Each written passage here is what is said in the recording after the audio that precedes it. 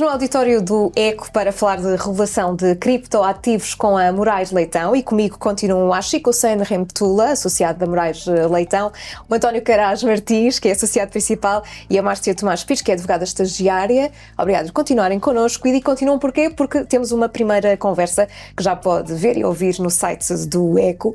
Falámos nessa altura de mudanças recentes no mercado, também da aprovação das normas europeias para a regulação dos mercados de criptoativos. Hoje, como ficou prometido, vamos falar de futuro, riscos e desafios. Uma tarefa difícil, fácil, mais ou menos, difícil, não é? difícil.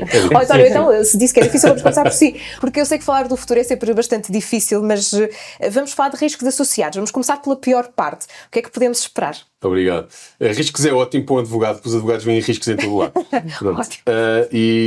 Pronto, aqui um bocadinho fora de brincadeiras, acho que o maior risco que pode haver é o desconhecimento, não é? Ou seja, é muito fácil hoje em dia, falávamos disso, ter uma aplicação no telefone que se chama uma wallet, portanto uma carteira digital onde eu posso ter alguns destes ativos, compro, vendo, passam os amigos, de repente até tenho uma coisa que é um NFT, uma coisa que se calhar já podemos falar mais à frente, e o que é que acontece com tudo isto? Pronto. É interessante porque tudo isto, como gera valor, pode gerar tributação. Pronto, eu acho que esse é o primeiro grande risco. Curiosamente, e desmistificando ideias erradas que podiam haver, este setor quer cumprir e quer pagar os seus impostos. Pronto. Portugal é um exemplo curioso que avança os esclarecimentos fiscais antes de avançar a lei e antes de avançar a lei prudencial, no sentido em que é o próprio contribuinte que fez um pedido de informação vinculativa à autoridade tributária para perguntar, bem, eu faço X, como é que isto é tratado? Mas, António, quero pagar tantos impostos tal como eu quero pagar os meus impostos. Exato. É verdade. E daí este pedido de esclarecimento. Ou seja, a lei fiscal portuguesa era silenciosa em relação a esta matéria. E o contribuinte pergunta, era um caso muito típico, muito pequeno, eu diria, eu compro e vendo bitcoins, o que é que acontece? Sou tributado ou não sou tributado? Pronto. Sem querer entrar em detalhes, acho que este é um exemplo como este mercado também quer cumprir e como quer estar na vanguarda e quer ajudar a esclarecer. Pronto. Este eu diria é um grande risco que foi mitigado pela aplicação prática. Um segundo grande risco eu diria é o mau tratamento destas realidades, ou seja, é de facto preciso ter um conhecimento técnico e de setor, ou seja, eu não sou especialista em blockchain, ou seja, eu não sei fazer blockchain, mas tivemos todos que aprender o que é que isso significa em termos jurídicos, não é? Aprender a fazer as perguntas certas, para termos depois o que é que isso significa no mundo tradicional. Há aqui um grande confronto entre dois mundos, entre realidades novas, e como é que o mundo tradicional vê estas realidades. Isto tem um grande caminho pela frente. Tem um nível que eu diria é o nível doméstico, portanto Portugal deu um grande passo nesse sentido. Falámos sobre isso no último episódio, sobre o Orçamento de Estado para 2023 e os impactos fiscais que teve. A grande vantagem que eu acho que trouxe é certeza. Portanto, trouxe segurança, saber como é que as coisas são tributadas. Que existiu essa definição fiscal, é importante explicar, não é? Portanto, pela primeira vez, surgiu essa definição. Claro, os advogados veem sempre, podemos ir mais longe, claro que sim, mas para já é um bom ponto de partida. Existe o plano internacional, ou seja, no mundo internacional existem convenções que regulam as relações entre Estados e diz, bem, se eu for num Estado e o Chico for outro, eu tributo uma coisa e o Chico pode tributar outra e fazemos aqui um acordo. E ao nível da União Europeia existe a articulação e a harmonização de todos os Estados. Portanto, se nós todos formos Estados-membros da União Europeia, como é que nós acordamos em seguir uma política fiscal comum? Pronto. Já se fala inclusivamente numa proposta de diretiva para tributar os rendimentos relacionados com criptoativos. Ainda não chegámos lá, mas falando de futurologia, eu diria algo que vai acontecer ou que pode acontecer nos próximos 1 a 2 anos. Acho que é uma realidade que temos que ter presente no nosso dia-a-dia. Certo, e acho que nós falávamos aqui dos tais problemas, falámos também nessa primeira conversa sobre isto, sobre o branqueamento de capitais. Portanto, estas normas da União Europeia vão tornar a transferência de criptoativos rastreáveis e, portanto, é aqui um problema que na verdade pode ser mitigado por estas normas. Ponto número 1, prognósticos estão no final do jogo. Gosto do seu otimismo. Vamos ver. Mas, sim, resposta curta, sim. É importante referir isso, até porque O primeiro quadro legal que tivemos relativamente a criptoativos prende-se exatamente com o branqueamento de capitais, com a AMLD5, a Diretiva de Branqueamento de Capitais 5, que foi transposta depois para Portugal e criou a obrigação de registro junto do Banco de Portugal para efeitos de branqueamento de capitais dessas entidades que prestam serviços com ativos virtuais. Portanto, a preocupação foi logo a principal preocupação e a primeira preocupação foi logo essa. Foi o branqueamento de capitais. Vamos mitigar este tema. Sabemos que é um risco, sabemos que se calhar é o principal risco, por assim dizer, associado a este tipo de ativos. Portanto, vamos criar os instrumentos necessários para poder afastar esse risco das entidades que prestam esse tipo de serviços e deixá-las prosseguir o seu caminho normal. Com a Travel Rule, isso vai ainda mais além e são gradualmente criados os mecanismos para esse risco ser não totalmente colmatado, porque totalmente quase nada conseguimos fazer, mas muitíssimo mitigado a esse respeito. Portanto, eu diria que sim. E nós, quando falamos destas questões, enfim, numa pesquisa rápida é possível perceber que o financiamento do terrorismo entra aqui também muitas vezes, nesta equação. Eu, quando falo de branqueamento de capitais, falo ao mesmo tempo do financiamento do terrorismo. Mas como é que isto vai funcionar? Vai ser possível rastrear uma transação e bloqueá-la, por exemplo, se existir alguma suspeita? Em termos técnicos, não sou especialista para falar sobre isso, mas em tese, sim. Aliás, as regras existentes já dão os instrumentos para isso mesmo. Aliás, as entidades que prestam esse tipo de serviços têm que ter uma política de branqueamento de capitais adequada às suas atividades e que, por exemplo, indique que, perante X indícios, eu vou bloquear esta transferência ou reportá-la, algo assim do género. Isto já existe. Isto faz-se. Aliás, há muitas dessas... Aliás, não, todas essas entidades, ao abrigo da lei já existente em Portugal, têm que ter uma política de branqueamento de capitais que é submetida junto do registro que eu mencionei há instantes. Portanto, isso é um tema que já existe e está acautelado. Obviamente que vai ser cada vez mais densificado e melhorado. Mas a base já existe. Marcelo, nós quando estava a ouvir o Chico dizer isto, que já existe essa base, mas tudo isto quando estamos a falar de tecnologia são coisas que mudam muito rapidamente e às vezes a complexidade tecnológica torna tudo isto muito mais difícil. Quais são os desafios que vamos enfrentar nesse aspecto? Ou seja, o desafio já foi o inicial, ou seja, a regulação sempre foi vista um bocadinho como um entrave para a inovação tecnológica e nisto a União Europeia apostou um bocadinho na lógica do princípio de neutralidade tecnológica, ou seja, é regular a atividade, mas não a tecnologia por si, o que está em causa neste momento. De certa forma, com a Diretiva de Branqueamento de Capitais já tínhamos uma primeira definição do que eram criptoativos, chamavam-se ativos digitais, era muito lata a definição em si, e agora temos uma definição concreta do que é que são criptoativos, quais é que são os tipos que estão a ser regulados. Só para fazer uma à parte, por exemplo, os NFTs não estão regulados no regulamento MiCA, e é expectável que haja depois regulação, mas não entram neste âmbito. Portanto, Desculpa interromper. O que é um NFT? Para quem nos está a ouvir e não sabe nada disto, vamos a isso. Mas acho que já vai haver um podcast relativamente aos NFTs. Sim, vamos ter uma conversa nesta parceria do Eco Moraes Leitão sobre NFTs. Portanto, se nos está a ouvir, nós vamos explicar isto em detalhe, mas rapidamente, Marta. A grande diferença é que os NFTs são não fracionáveis, ou seja, são únicos, são infungíveis, não são substituíveis. Quando nós falamos de criptoativos, podemos pensar a comparação mais básica será uma Bitcoin, 2 Bitcoins é indiferente. Portanto, vai ter sempre um valor, neste caso, é um bocadinho diferente. É uma coisa que pensamos em ações, por exemplo, ações da banca vai ser a mesma coisa. Isto, assim, tentar explicar para mim, trocar por miúdos é uma coisa digital única. Exatamente. Mas no que toca a isso, a barreira foi essa e acho que o legislador tentou, de certa forma, comutar isso, não apenas porque nós, quando falamos de falta de literacia financeira, também estamos a falar, neste caso, de literacia tecnológica. E o problema não está apenas nos consumidores, não está apenas nas entidades que estão neste mercado que claramente têm literacia, mas também está na parte das autoridades de supervisão, ou seja, tiveram que ensinar tudo de novo, o que é que estava em causa, para conseguirem regular. Portanto, eu acho que a legislação vai sempre ser adaptativa, acho que o MiCA provavelmente vai ter bastantes revisões, porque Precisa sempre de atualizações, não é? vão sempre surgir novos instrumentos, novos tipos de criptoativos, novas funcionalidades que não estão acauteladas, e por isso mesmo o legislador também pôs uma categoria mais generalista, vamos chamar assim, que são só criptoativos, com outro tipo de obrigações muito menos complexas do que há para outros criptoativos que são referenciados a outros ativos. Claro, Por e exemplo. António, nós podemos dizer que com o MiCA a Europa se torna quase pioneira em tudo isto. Como é que depois, a nível internacional, isto depois vai ter aplicação prática? Então, isso é uma ótima pergunta.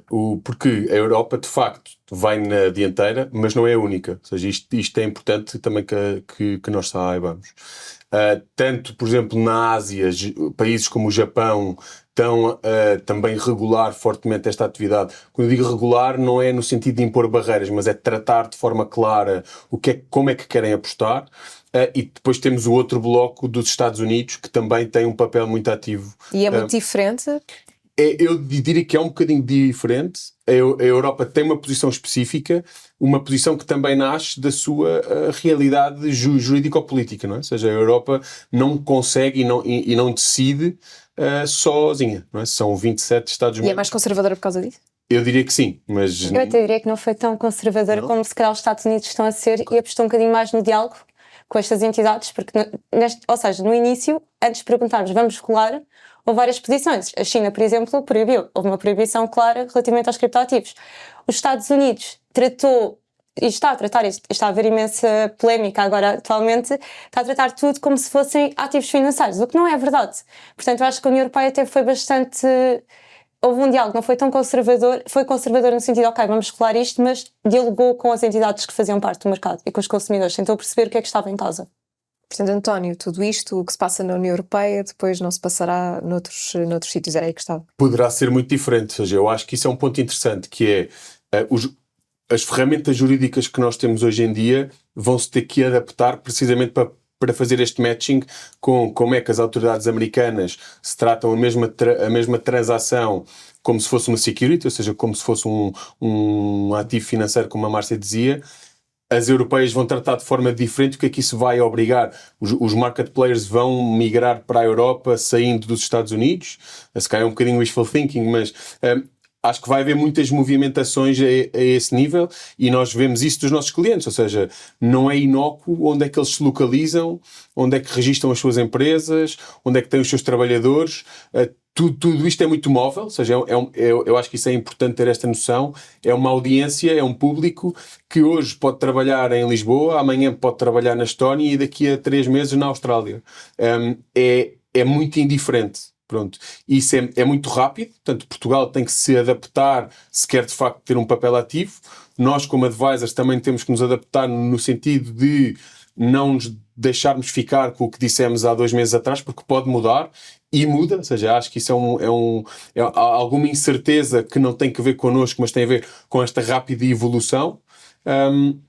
E isso é sem dúvida uma velocidade de negócio muito mais rápida do que os negócios tradicionais tinham. Portanto, no fundo vão ter que ter uma agenda muito apertada para estar sempre em constante atualização, não é? Vão estudar muito, no fundo é isso que me querem dizer.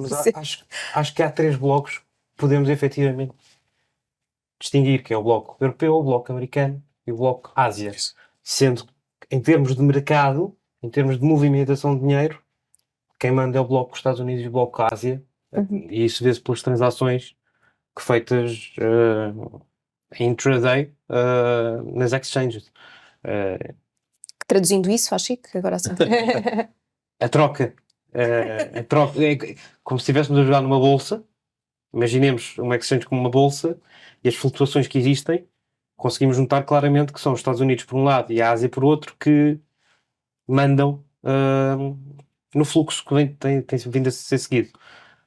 Certo, e olhando aqui para o bloco europeu concretamente, porque nós falávamos há pouco de que tudo, enfim, que existiam aqui regras diferentes, que tudo isto é preciso acompanhar ao minuto quase, mas que obrigações é que vão ter, portanto, os participantes no mercado concretamente? Se nos pudesse aqui dar alguns exemplos. Temos 24 horas, 48 para falar? Não, temos 5 minutos, pode ser? Vamos tentar. Bom, mas simples. Regulamento MiCA, que vai introduzir obrigações para essas entidades que prestam serviços com ativos virtuais. Muito do regime é transplantado, por assim dizer, da MiFID, que é a Diretiva dos Instrumentos, Mercados de Instrumentos Financeiros. Pela sua própria natureza, pela forma como, com similitude, não em termos de características do ativo, mas pela natureza do negócio, foi transplantada. Dito isto, nós vamos ter um processo de autorização e registro dessas entidades, como temos, por exemplo, para os emitentes.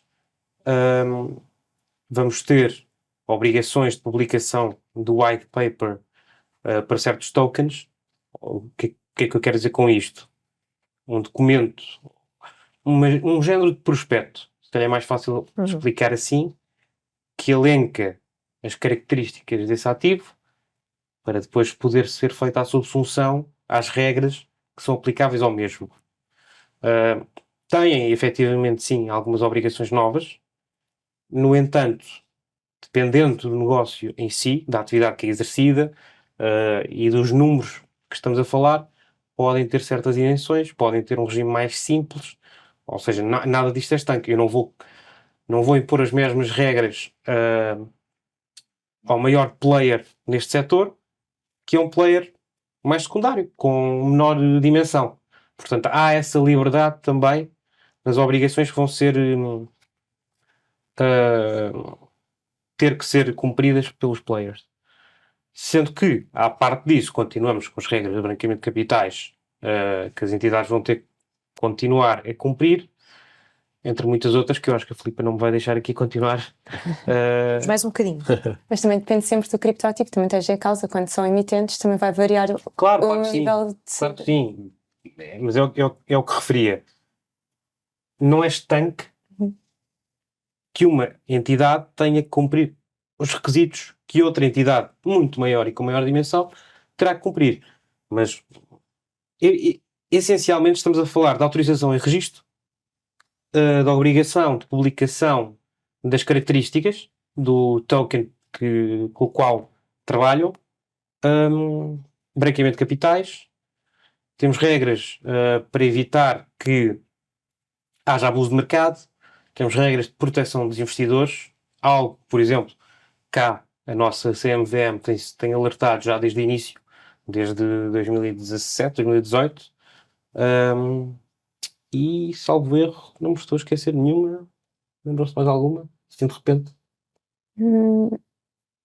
No fundo, acho que são as pedras de toque. Tinha uma pergunta, desculpa, Filipa, Sim. que era a seguinte. Nós estamos aqui focados, falámos um bocadinho dos clientes, digamos assim, portanto, as pessoas normais que fazem transações com este tipo de ativos. Agora estamos um bocadinho mais focados nas plataformas /emitentes. Uma coisa que eu acho interessante é, se nós tivéssemos, com todas as incapacidades que as definições têm, se nós tivéssemos que definir estes tokens em meios de pagamento, ferramentas de investimento e de acesso a serviços, por exemplo, para efeitos fiscais, podemos dizer que não é muito relevante, ou seja, poderá no final do dia, se há apreciação de valor, seja de que token for, seja esta coisa que vai e que vem, para efeitos regulatórios isso é verdade, ou seja, isso Não, é assim? É completamente diferente. Estamos a falar de um token que, por exemplo, tem características do instrumento financeiro, de um valor mobiliário, e que por esses motivos já tem o seu espectro de aplicação relativamente a um valor mobiliário, que vem da MiFID, do nosso código de Valores mobiliários.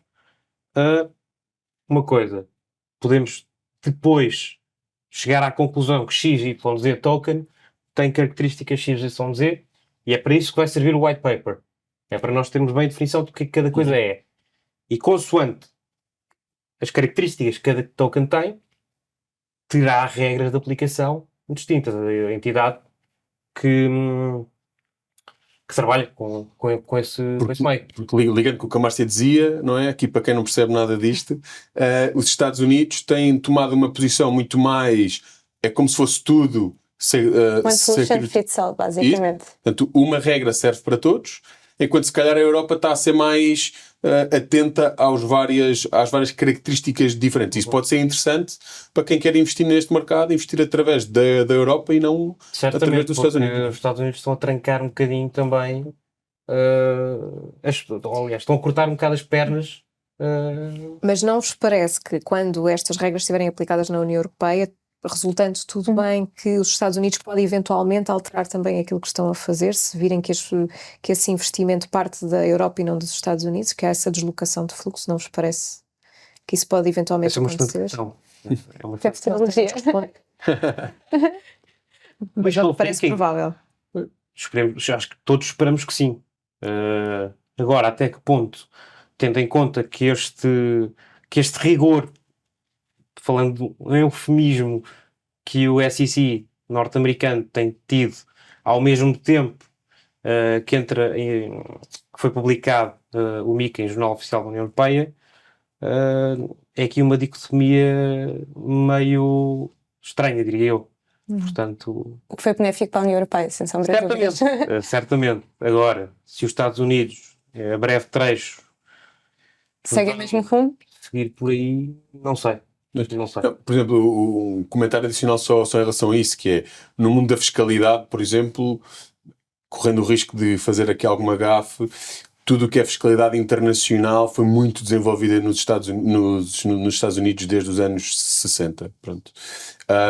Eu diria que há até mais o risco da Europa ser contaminada pelos Estados Unidos do que ao contrário, não é? Parece-me, pelo menos ao nível da tributação. Mas quanto a este aspecto, por exemplo, é todo um security, Claro. aí não fomos contaminados. O que é bom, bem. não é? Eu acho que é um ótimo sinal.